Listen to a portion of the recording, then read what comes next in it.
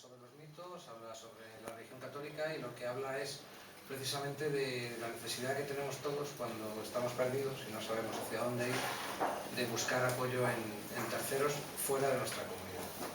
Básicamente hay profundos y hay mutilación. Entonces, ¿qué más se puede explicar? Y una playa.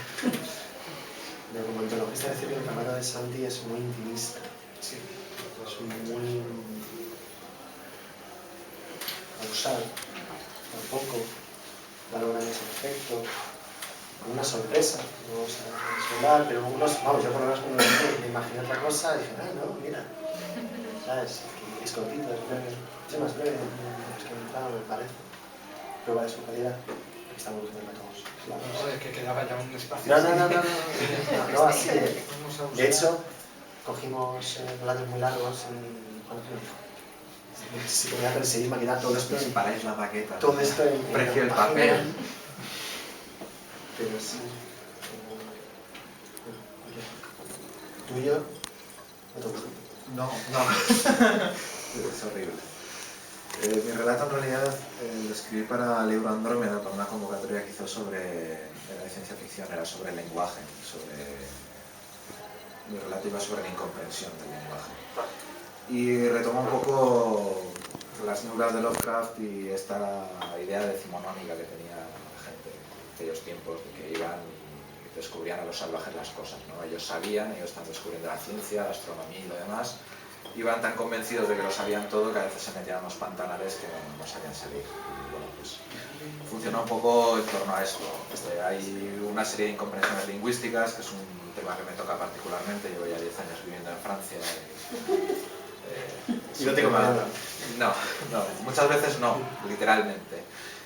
Y es muy curioso porque dependiendo de qué perspectiva lleves y qué actitud lleves, la comunicación con otros seres humanos pasa por unos cauces fáciles, intuitivos, casi físicos, y cuando te empecinas en temas estructurales, pues a veces no hay manera de entenderse. Digamos que el relato, con un tono muy clásico, de hecho pensaba yo que excesivamente clásico, trabaja con esta idea. Es casi un relato de aventuras, exploradores del siglo XIX, con sus selvas, sus construcciones imposibles nucleanas, y bueno, esa es un poco la idea de fondo. La residencia del horror cósmico dentro de las fisuras de la incomunicación entre seres humanos. Relatado desde el punto de vista de Sonia Green, que fue su esposa durante 2 años, además, relación sería que tuvo Lovecraft. No, yo me digo. Eso es un punto que me llamó mucho la atención, que la mujer es casi más protagonista que el propio Lovecraft. Está bien hecho, está bien hecho. Sí. No es una decisión muy sabia.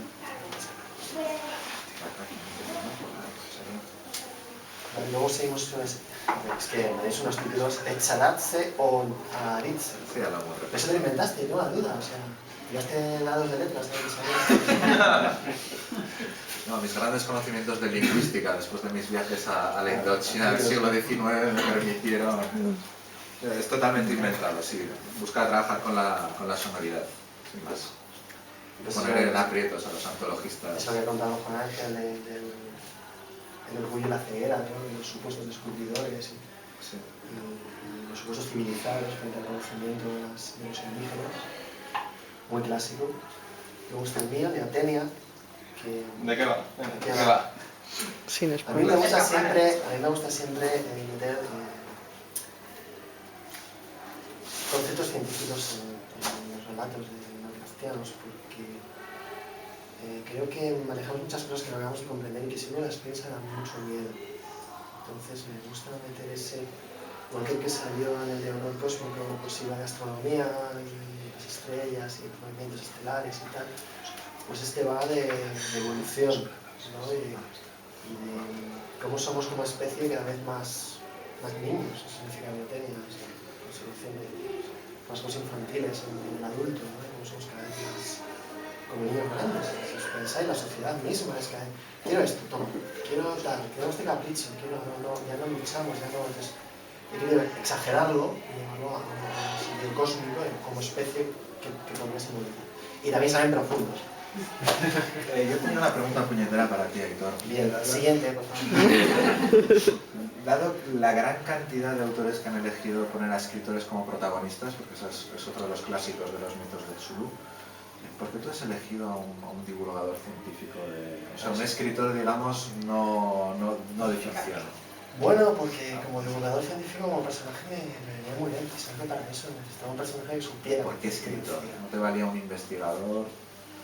No, porque yo creo que entrar a mucho nivel, bajar mucho nivel más bien de detalles, y tampoco quería complicar el relato con teorías súper raras que a nadie le van a interesar, salvo un público muy especializado. De hecho, inicialmente un escritor independiente, vamos a poner un divulgador científico y que está ahí descansando en la costa y tengo una excusa porque quiere olvidarse de sus temas y le vuelven, ¿no? Le vuelven sus dudas, pues, a partir de los hechos que suceden en la trama, pues ya le vuelve casi me lo tiene el resto de jugada, ¿eh? No, eso, hay que reconocerlo. No, es que se pasa un poquillo del límite de palabras. No, 100 palabras más.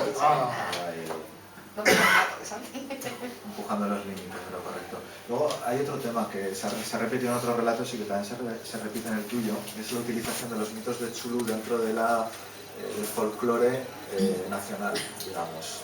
Sí, no he querido especificar ninguna zona de costa porque no me gusta, tampoco conozco mucho y podría meter la pata, etc.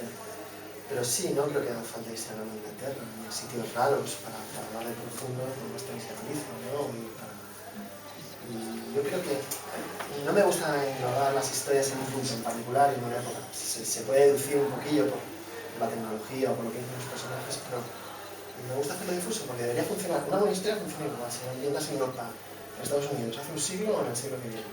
Unos cambios, pero lo que es la trama debería funcionar bien. Por eso no doy muchos detalles. Ahora mientras firmas a Rubén, Escribiendo en Miserere, que es un relato de Pablo Loperena, que es un poco de lo que más se sale en la ambientación, porque tiene ambientación, si no recuerdo mal, medieval. Digamos que tiene una ambientación partida entre el siglo XIX, porque es Gustavo Adolfo Bécquer el protagonista, pero gran parte de la trama pasa efectivamente en la Edad Media. Y le da mucha frescura, como recuperando un poco ese término, le da mucha frescura al género porque es una ambientación que colateralmente a veces se ha tratado un poco dentro de los géneros de juegos de rol, pero que dentro de la propia mitología, el canon de los mitos, no se había tratado demasiado.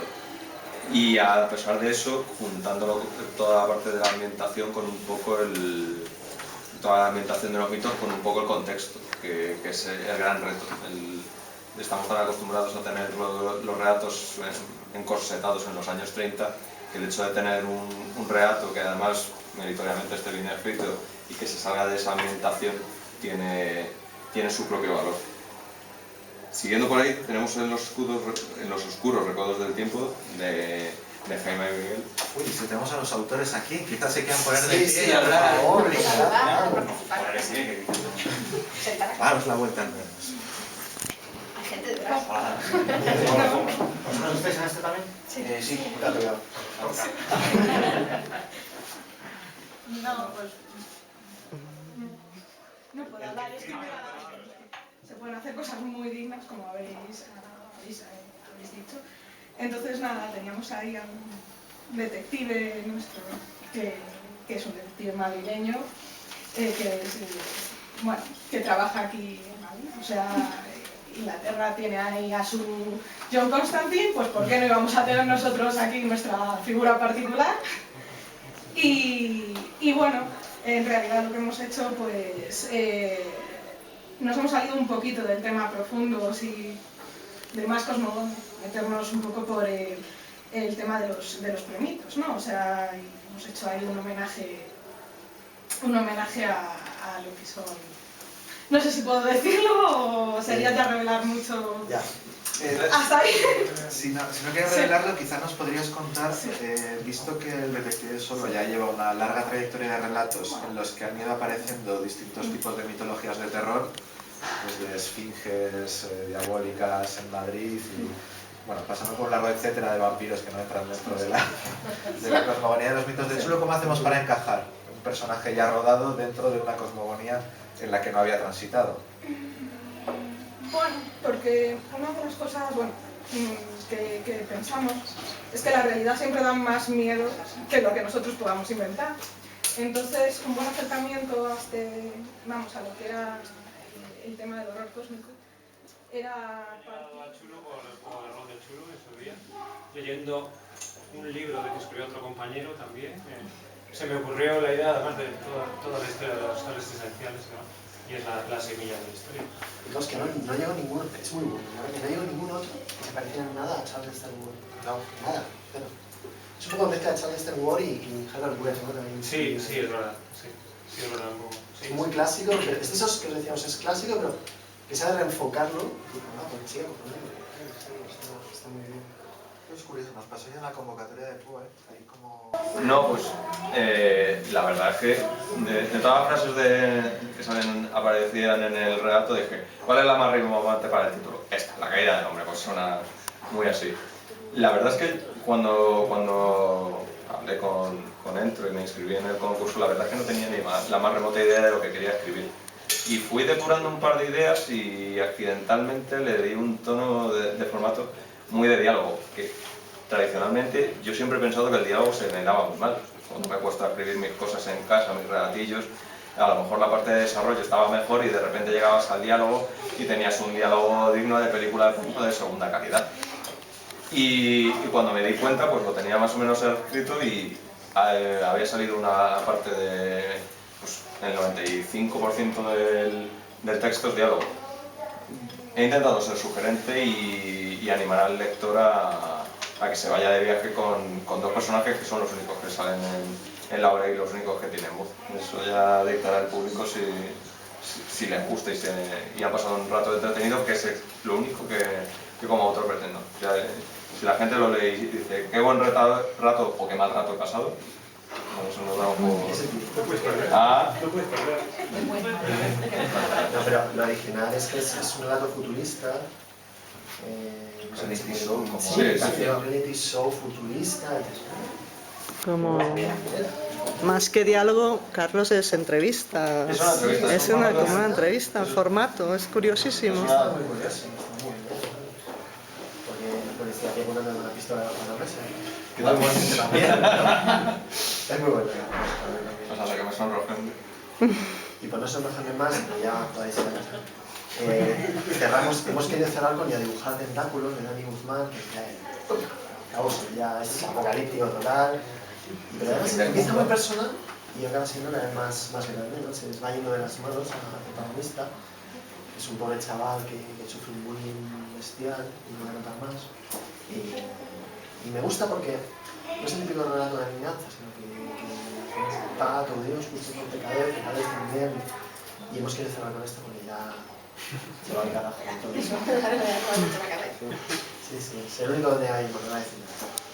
Eso para estos relatos que son muy personales y muy de problemáticas reales. Sí, casi todos son contemporáneos, En varias partes, sí, en varias partes. No todos. No todos. Y bueno, ya antes de acabar el acto querría agradecer al público paciente y entusiasta que hemos tenido. Les ha animado incluso a hacer preguntas. Muchas gracias al equipo de Islibris Tabernae que nos ha brindado este entorno maravilloso para hacer la presentación e incluso traducción simultánea a la lengua de signos futuriana. Y muchas gracias a todos por haber venido, a los autores por estar presentes, a leyenda.net por haber hecho posible esta iniciativa y sobre todo por habernos dejado celebrar su 10º aniversario con ellos aquí en comparación. Creo que ahora hay barra libre por parte de leyenda.net. Bueno, que he dicho que no pasa nada. Bien. La he dejado. Doble. Nos quedan sin palabras. Ay.